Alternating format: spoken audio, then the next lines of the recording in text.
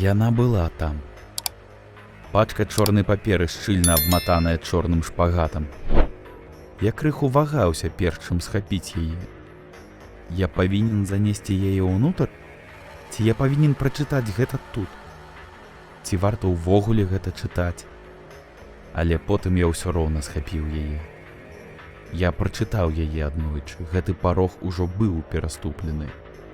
Я аднёс паперу ў бацькаў кабінет і паклаў на яго стол. Нож з кухні ўжо быў там.